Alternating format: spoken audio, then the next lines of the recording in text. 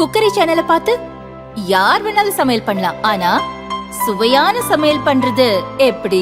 நான் இதயம் நல்லெண்ணெயில சமையல் பண்றேன். ஆஹா ஓஹோன்னு பாராட்டுறாங்க. நீங்களும் இதயம் நல்லெண்ணெயில சமையல் பண்ணுங்க, பாராட்ட வாங்குங்க. தினம் தோறும் வாங்குவே இதயம் இதயம். வணக்கம், செய்தி சுருக்கம். டங்ஸ்டன் சுரங்க ஒப்பந்தம் அதிமுக ஆதரவால் வந்தது. வீடியோ அம்பலம், மழுப்பும் தம்பிதுரை. முதல்வர் ஸ்டாலினின் அறிக்கை. மதுரை டங்ஸ்டன் சுரங்க விவகாரத்தில் பார்லிமென்றில் அதிமுக செய்த துரோகம் வீடியோ ஆதாரங்களுடன் அம்பலமானதும், நான் மசோதாவைத்தான் ஆதரித்தேன், டங்ஸ்டன் சுரங்க ஏலத்தை ஆதரிக்கவில்லை என்று தம்பிதுரை மழுப்பியிருக்கிறார்.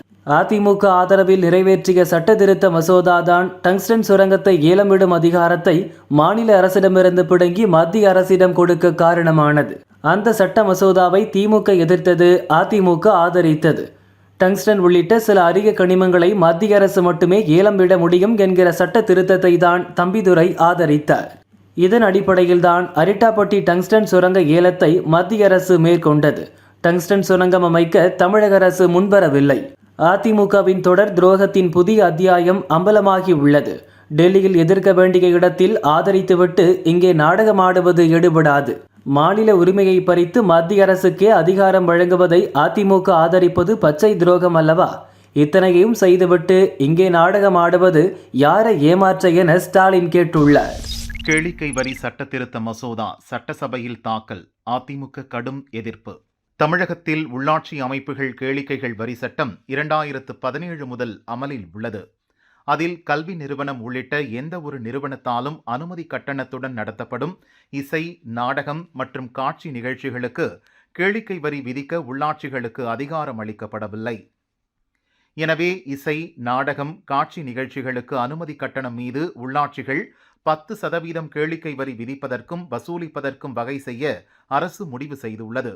இதற்காக தமிழக உள்ளாட்சி அமைப்புகள் கேளிக்கைகள் வரி சட்டத்தில் திருத்தம் மேற்கொள்ள வழி செய்யும் சட்ட மசோதாவை நகராட்சி நிர்வாகத்துறை அமைச்சர் நேரு சட்டசபையில் நேற்று தாக்கல் செய்தார். இதேபோல தமிழக வேளாண் விளைபொருட்கள் சந்தைப்படுத்துதல் உள்ளிட்ட பல்வேறு சட்ட மசோதாக்கள் சட்டசபையில் தாக்கல் செய்யப்பட்டன. தமிழக தனியார் கல்லூரிகள் ஒழுங்குமுறைப்படுத்துதல் தொடர்பாக 2022 கொண்டுவரப்பட்ட சட்ட மசோதாவை உயர்கல்வித்துறை அமைச்சர் கோவி செழியன் திரும்ப பெற்றார். தமிழக உள்ளாட்சி அமைப்புகள் கேளிக்கைகள் வரி சட்டத்திருத்த மசோதா, தமிழக வேளாண் விளைபொருள் சந்தைப்படுத்துதல் சட்டத்திருத்த மசோதா ஆகியவற்றுக்கு அதிமுக தரப்பில் எதிர்ப்பு தெரிவிக்கப்பட்டது. மகாராஷ்டிரா சபாநாயகராக ராகுல் நர்விக்கர் தேர்வு. மகாராஷ்டிரா சட்டசபைக்கு கடந்த மாதம் 20 நடந்த தேர்தலில் பாஜக தலைமையிலான மகாயுதி கூட்டணி 230 இடங்களில் அமோக வெற்றி பெற்றது. நீண்ட இழுபறிக்கு பின் மாநில முதல்வராக பாஜக மூத்த தலைவர் தேவேந்திர பட்னவிஸ் கடந்த 5ஆம் தேதி பதவியேற்றார். சிவசேனாவின் ஏக்நாத் ஷிண்டே, தேசியவாத காங்கிரசின் அஜித் பவார் துணை முதல்வர்களாக பதவியேற்றனர். இந்நிலையில் மகாராஷ்டிரா சட்டசபையின் சபாநாயகர் தேர்தல் நேற்று நடந்தது. கொலாபா சட்டசபை தொகுதியில் பாஜக சார்பில் போட்டியிட்டு வென்ற ராகுல் நர்வேக்கர் சபாநாயகர் தேர்தலில் போட்டியிட வேட்புமனு தாக்கல் செய்திருந்தார். இவரை எதிர்த்து வேறு யாரும் வேட்புமனு தாக்கல் செய்யாததால் மகாராஷ்டிரா சட்டசபை சபாநாயகராக ராகுல் நர்வேக்கர் போட்டியின்றி தேர்வு செய்யப்பட்டார். கர்நாடக முன்னாள் முதல்வர் SM கிருஷ்ணா காலமானார். கர்நாடகாவை சேர்ந்த மூத்த பாரதிய ஜனதா தலைவர் SM கிருஷ்ணா உடல்நிலை சரியில்லாமல் பெங்களூரு மேனிபால் மருத்துவமனையில் சிகிச்சை பெற்று வந்தார். சில நாட்களுக்கு முன் அவர் வீடு திரும்பினார். இந்நிலையில் பெங்களூரு சதாசிவ நகரில் உள்ள அவரது வீட்டில் அதிகாலை 2:45 மணியளவில் மூச்சு திணறல் ஏற்பட்டு அவர் காலமானார். அவருக்கு வயது 93. மாண்டியாவின் சோமனஹள்ளி கிராமத்தில் 1932ஆம் ஆண்டு மே 1ஆம் தேதி பிறந்தவர் SM கிருஷ்ணா. மைசூரு ராமகிருஷ்ணா வித்யாசாலாவில் பள்ளி படிப்பை முடித்து மகாராஜா கல்லூரியில் BA இளங்கலை படித்தார். பின் பெங்களூரு அரசு சட்டக்கல்லூரியில் சட்டப்படிப்பு படித்தார். அமெரிக்காவில் மேற்படிப்பை முடித்தார். பின் இந்தியாவுக்கு வந்த அவருக்கு அரசியல் மீது ஆர்வம் ஏற்பட்டது. இதனால் 1962 மாண்டியாவின் மத்தூர் சட்டசபை தொகுதியில் சுயேட்சையாக போட்டியிட்டு வெற்றி பெற்றார். அந்த தொகுதியில் போட்டியிட்ட காங்கிரசின் சங்கர் கவுடாவுக்கு அப்போதைய பிரதமர் நேரு பிரச்சாரம் மேற்கொண்டும் SM கிருஷ்ணா வெற்றி பெற்று சட்டசபைக்குள் கால் பதித்தார். கர்நாடக சட்டசபை சபாநாயகராக 1989 முதல் 1993 வரையிலும், வீரப்ப மொய்லி முதல்வராக இருந்தபோது 1993 முதல் 1994 வரை துணை முதல்வராகவும் பதவி வகித்தார். பின் காங்கிரஸ் ஆட்சி அமைந்ததும் 1999 அக்டோபர் 11ஆம் தேதி கர்நாடகாவின் 10வது முதல்வராக பதவியேற்றார். இவரது ஆட்சி காலத்தில்தான் பெங்களூரு நகர வளர்ச்சிக்கு முக்கியத்துவம் தந்தார். இதனால் பெங்களூரில் ஏராளமான பன்னாட்டு மென்பொருள் நிறுவனங்கள் கால் பதித்தன. ஆயிரக்கணக்கானோருக்கு வேலைவாய்ப்பு கிடைத்தது. தகவல் தொழில்நுட்பத் துறையில் அசுர வளர்ச்சி பெற்றது. மாநிலத்தின் பொருளாதாரம் உயர்ந்தது. பல நாடுகளின் நிறுவனங்கள் ஒன்றன் பின் ஒன்றாக முதலீடு செய்தன. இதனால் சர்வதேச அளவில் பெங்களூரு நகருக்கு ஐடி சிட்டி என்ற பெயர் வந்தது. அன்று முதல் இப்போது வரை பெங்களூரு அந்த பெயர் தக்க வைத்துக் கொள்கிறது. பின் மகாராஷ்டிரா கவர்னராக 5 ஆண்டுகள் பதவி வகித்தார். அடுத்ததாக மன்மோகன் சிங் ஆட்சியில் மத்திய வெளியுறவுத்துறை அமைச்சராக பணியாற்றினார். அதன் பின் அவருக்கு காங்கிரஸ் முக்கியத்துவம் தரவில்லை. இதனால் அதிருப்தியடைந்து 2017 பாரதிய ஜனதாவில் இணைந்தார். மாநிலத்தின் வளர்ச்சிக்கு முக்கிய திட்டங்களை தீட்டிய எம் கிருஷ்ணா மறைவு கர்நாடகாவில் சோகத்தை ஏற்படுத்தியுள்ளது. மகப்பேறு விடுப்புக்கு ரூபாய் 8000 வசூல், நர்சுகள் புகார். சம்பளத்துடன் கூடிய மகப்பேறு விடுப்புக்கு விண்ணப்பிக்க சிலர் 8000 ரூபாய் கேட்பதாக தொகுப்பூதிய நர்சுகள் மருத்துவ ஊரக பணிகள் துறை இயக்குநரிடம் புகார் மனு அளித்துள்ளனர். இதுகுறித்து தொகுப்பூதிய நர்சுகள் சிலர் கூறியதாவது: அரசு மருத்துவமனைகளில் 7000க்கும் மேற்பட்ட நர்சுகள் தொகுப்பூதிய அடிப்படையில் பணியாற்றி வருகின்றனர். முதலில் ஊதியத்துடன் கூடிய மகப்பேறு விடுப்பு வழங்கப்பட்டது. பின் மகப்பேறு விடுப்பு மட்டும் வழங்கப்பட்டது. மகப்பேறு விடுப்புக்கு ஊதியம் வழங்கப்படாமல் இருந்ததால் நீதிமன்றம் சென்று அதற்கான தீர்வு ஏற்படுத்தியுள்ளோம். தற்போது தொகுப்பூதிய நர்சுகளுக்கு விடுப்புடன் கூடிய ஊதியம் வழங்க நீதிமன்றம் உத்தரவிட்டுள்ளது. இதை அரசு செயல்படுத்துமா என்ற கேள்வி எழுந்துள்ள நிலையில் ஒரு சிலர் தங்களது சங்கத்தின் வாயிலாக மகப்பேறு விடுப்புக்கு பதிவு செய்தால் பெற்றுத்தர நடவடிக்கை எடுக்கப்படும் என்று கூறி வசூல் செய்கின்றனர். அதற்கு விண்ணப்ப கட்டணம் 1500 மற்றும் வழக்கறிஞர் கட்டணம் 6500 ரூபாய் என 8000 ரூபாய் வரை கேட்கின்றனர். இதற்காக சென்னை கிண்டி அரசு பல்நோக்கு மருத்துவமனை வளாகத்திலேயே கூட்டம் நடத்தி வசூலில் ஈடுபடுகின்றனர்.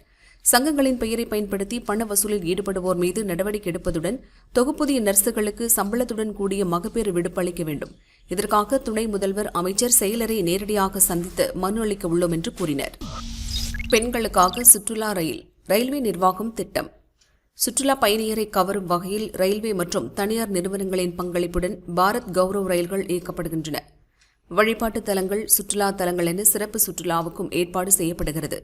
இதேபோல பெண்களுக்காக பிரத்யேக சுற்றுலா ரயில் இயக்க ரயில்வே நிர்வாகம் திட்டமிட்டுள்ளது. இதற்காக ஐடி நிறுவனங்கள் உட்பட பல்வேறு தனியார் நிறுவனங்களுடன் பேச்சு நடந்து வருகிறது.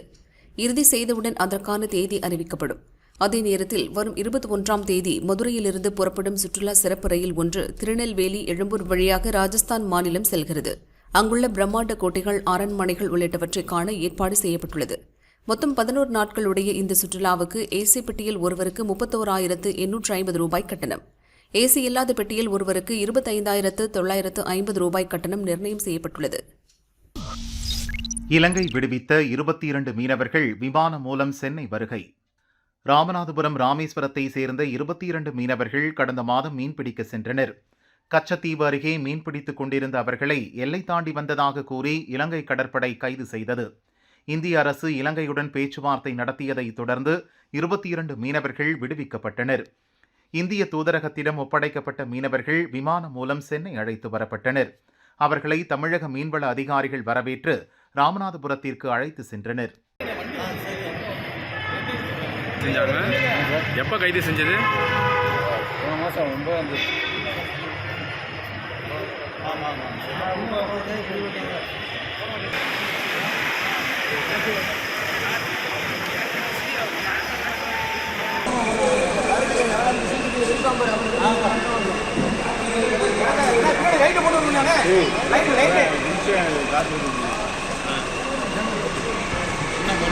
விசா நடைமுறைகளை எளிமையாக்க ட்ரம்ப் திட்டம்.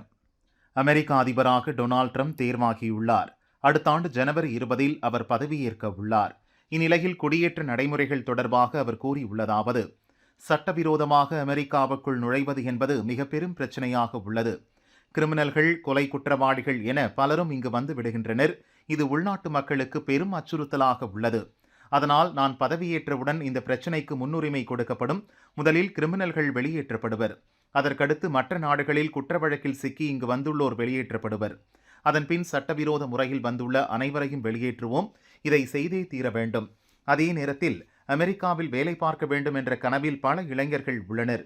அதுபோன்ற கனவுடன் இளைஞர்களாக வந்து குடியுரிமை கிடைக்காமல் பல ஆண்டுகளாக காத்திருக்கின்றனர். அமெரிக்க விசாவுக்காக ஆன்லைனில் பதிவு செய்து பலர் நீண்ட காலம் காத்திருக்கின்றனர். இதுபோன்று சட்டப்பூர்வமான முறையில் வருவோருக்கான நடைமுறைகள் எளிமைப்படுத்தப்படும். அவர்களுடைய பின்புலம், படிப்பு, திறன், வழக்குகள் போன்றவை ஆய்வு செய்யப்பட்டு விசா நடைமுறைகள் மிகவும் எளிமையாக்கப்படும் என்று அவர் கூறினார். தென்கொரிய அதிபர் இயோல் நாட்டை விட்டு வெளியேற தடை. கிழக்கு ஆசிய நாடான தென்கொரியாவில் பட்ஜெட் மசோதா தாக்கல் செய்வது தொடர்பாக அதிபர் யூன் சுக் ஏயோல் மற்றும் எதிர்க்கட்சிகளிடையே கருத்து வேறுபாடு ஏற்பட்டது. இதனால் அவசர நிலை ராணுவ சட்டத்தை அமல்படுத்துவதாக அதிபர் ஏயோல் கடந்த வாரம் அறிவித்தார். இதற்கு எதிர்க்கட்சிகளும் ஆளும் கட்சியில் பல எம்பிக்களும் எதிர்ப்பு தெரிவித்தனர்.